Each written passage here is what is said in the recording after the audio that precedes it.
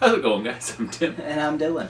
And we have another review from Tilted Barn out in Rhode Island. This is their Cactus Double IPA, 7.5% ABV. American soft, pillowy, whatever double IPA with notes of guava, pineapple, and mango. According to what it said on their website. Which, I mean, I would assume that means it's, like you said, like... Citron Australian, maybe. Probably more Australian hops. Yeah. Where this one was entirely American, this might be more exotic hops. Yeah. Because American hops don't normally give it a guava flavor. No. That's a pretty specific flavor. We already talked enough about the journey last time. Guava. Guava. Tons of guava. Guava, pineapple, mango. Exactly like it said. They're pretty accurate compared to some treehouse fucking trillium bullshit they talk about. Pineapple, mango, and guava. That is literally... It's like a sorbet ice cream, though. Yeah, I get some like vanilla kind of sweetness, even though there's not lactose in this beer. No, it's like a sweet I think vanilla. it's definitely the yeast pulling through on the aroma. Do you use the same yeast in all their beers? Yes. Okay. Even if they aren't hazy. There is a bubblegum. There's a bubblegum sweetness. It's there. There's a vaguely similar aroma to all their beers, even their non-hazy offerings. Mm-hmm. Except for the stouts. But I mean, I understand why. But vaguely similar in other offerings, and this is no different. Hazy or not. They all have a bubblegum aroma and taste. And I've already had this before. This is his first reaction. Ooh. That is like a... There's a really strong malt presence. It's incredibly balanced. Mm-hmm. They don't do like... They do bombs, I guess, like hot bombs, but... They're balanced bombs.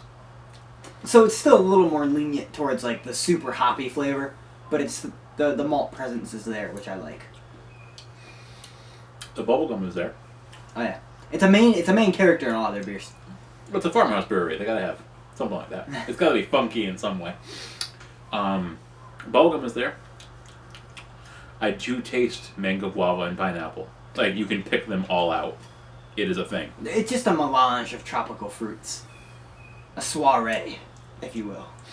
And that sweetness makes it like a creamsicle. Yeah. Without being lactose. That's actually really And without cool. being overly sweet, because a lot of milkshakey, lactosey beers are. This is perfect. This is fantastic. It's incredibly sweet, while at the same time being... Incredibly hoppy. Incredibly hoppy and incredibly malty. But it's balanced in such a way that you just kind of want to keep drinking it. Oh, it smells so fucking good. We'll come back to you. Mm-hmm. We're back! To give our final thoughts on... Cactus by Tilted Barn. That too. No, that exclusively. No, that you're right, okay. My glass. Proper glassware, gang. Yeah, Tilted Barn glass for a Tilted Barn beer. Talk about it, Dylan. It's exclusively pineapple, like, mango, guava note. The website was on point. No, some breweries get some fucking convoluted bullshit for their fucking tasting notes. But this is just like pineapple, mango, guava, enjoy. Yeah, it's like candied, though. Like the bubblegum yeast, it gives it this kind of candy fruit kind of It vibe. does. Especially on the nose, but on the taste too. The nose is exclusively bubblegum yeast and fruit. It's delicious. You can smell the malt, You can. but it's not nearly as present as it was in the other IPA we drank. This is so fruity that on the nose it overpowers everything. It does have a wonderful mouthfeel too. Ah, yes. It's just silky smooth. Which is weird, because they don't use incredibly extravagant malt for their bills, typically. In my experience that I've had. No. But this is fantastic. Mouthfeel is there on this one, that's for sure. Why do you always gotta spill it on me? It's every fucking time. Every time I spill it, it goes Then I go right into there. work the next day and put on the same goddamn pants because I'm lazy. And I smell like alcohol. Whoops. Piece of shit. I don't know what we just drinked for there. I don't either. But there's so much going on.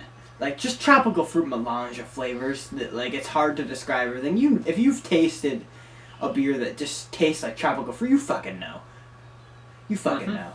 There's a lovely, lovely... Like, honestly, the bubblegum really just pulls it all One thing together. I've noticed in their beers, there's always this floral note that ties it together really well. Yep. And it's like this nice fleshy tropical fruit on the nose. It's delicious. There's always like a rose kind of dandelion smell and taste. I don't know if you ever had dandelion wine, anybody, but it's fucking delicious. Mm-hmm. It ties it together perfectly well.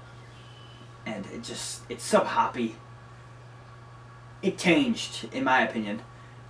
It's still balanced, but it changed as it warmed. Mm-hmm. To full-on hop bomb. It's actually a very apt description. It's about probably 50 degrees-ish, 45, 50 degrees. Yeah. And it's about perfect temperature at the moment, and it's drinking fantastic. Yep. And drinking like it's not 7.5%. And if you can't tell, I'm feeling it, and so is he.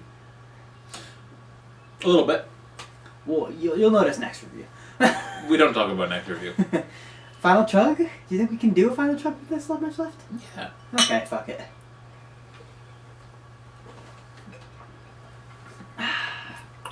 Smooth to the very last drop. Holy cow. You can really notice there's no lactose in this, there's no vanilla beans, but it tastes like there is because of the yeast they use at the farmhouse. It's super creamy. Like Which is creamsicle insane. creamy. So if you are lactose intolerant, this beer is perfect. There's a lot of people, actually. I know. It's just a random comment. Well, no, because lactose beers do add mouthfeel. They do add creaminess. They do. But this doesn't need that because of whatever fucking yeast they use is insane. Mm-hmm. And it's so perfect. And it works so well. And their logo's sick. It's hanging on his glass really nicely, actually. The lacing is They on made point. it their house glass for a reason. Yep. It's literally... It's the same ABV as Green by Treehouse. But 7.5 is where it starts becoming a DIPA to me. In my opinion. That's what they call it, a DIPA. Yeah. At that region, it's just becoming a double IPA. So I don't blame them for saying it's a double IPA. I don't blame them for saying it's a double IPA. Leave that in the video. I don't know who that is anyway, so it doesn't matter. But it's so perfect. It works so well. There's so much fucking flavor in it. And the malt is there, which is strange. It's present. To my taste buds. Yep. It's very balanced. And with that note, unless you have something else to say, want to give our final rating? I'm going to give it 100. Yeah, they make fucking sick beer. Yep. Go there. Yeah, it's a cool little environment. Go there in the summertime. Spring.